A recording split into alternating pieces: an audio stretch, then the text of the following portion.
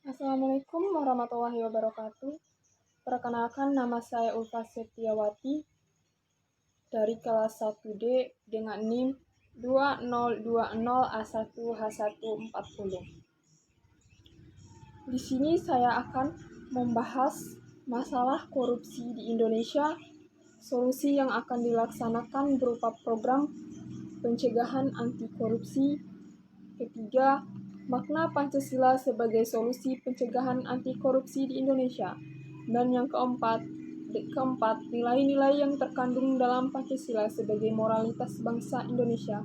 Dan yang kelima, kesimpulan.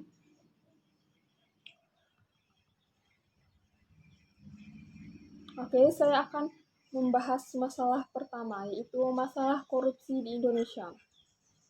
Korupsi merupakan masalah besar yang dihadapi oleh negara Indonesia. Korupsi merupakan tindakan di mana seseorang menyalahgunakan uang negara secara diam-diam untuk kepentingan pribadi ataupun kepentingan lain yang bukan menjadi urusan negara. Korupsi telah merugikan bangsa dan negara, bahkan dianggap suatu kejahatan luar biasa. Korupsi sendiri memiliki arti suap, busuk, dan sebagainya. Korupsi telah mengurangi hak asasi yang dimiliki oleh masyarakat Indonesia. Misalnya, hak untuk mendapatkan kesejahteraan dalam bidang pendidikan, kehidupan yang layak, perlindungan hukum, dan sebagainya. Pada dasarnya, korupsi tidak hanya berkaitan tentang uang, harta, ataupun kekayaan, tetapi juga tentang disiplin dan kejujuran. Orang yang memiliki sifat jujur dan disiplin pastinya tidak akan melakukan tindakan korupsi. Misalnya, korupsi dari hal-hal kecil seperti korupsi waktu.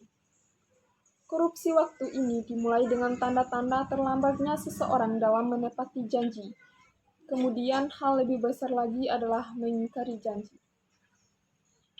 Kedua, solusi yang akan dilaksanakan berupa program pencegahan anti korupsi. Pertama, pemetaan atau identifikasi sumber-sumber korupsi. Kedua, audit sistem atau kinerja. Ketiga, pencegahan. Keempat, pengawasan. Kelima, penindakan. Ketiga, makna Pancasila sebagai solusi pencegahan anti korupsi di Indonesia. Dalam Pancasila terdapat 5 sila yang dimana setiap sila-sila itu mempunyai arti yang berbeda-beda, tetapi mempunyai tujuan yang sama, yaitu mewujudkan cita-cita negara Indonesia. Sila pertama yang berbunyi, ketuhanan yang Maha Esa. Jika kita melakukan korupsi, berarti sama saja kita telah membohongi Tuhan. Sila kedua yang berbunyi, kemanusiaan yang adil dan beradab.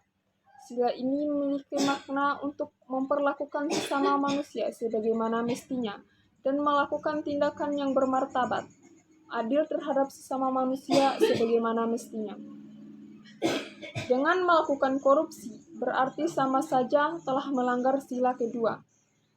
Sila ketiga berbunyi, Persatuan Indonesia, yang memiliki makna bahwa kedudukan masyarakat atau rakyat itu sama di mata hukum, tanpa membedakan serta mendapat perlakuan yang sama di mata hukum, sehingga dengan melakukan korupsi berarti sama saja telah melanggar sila ini.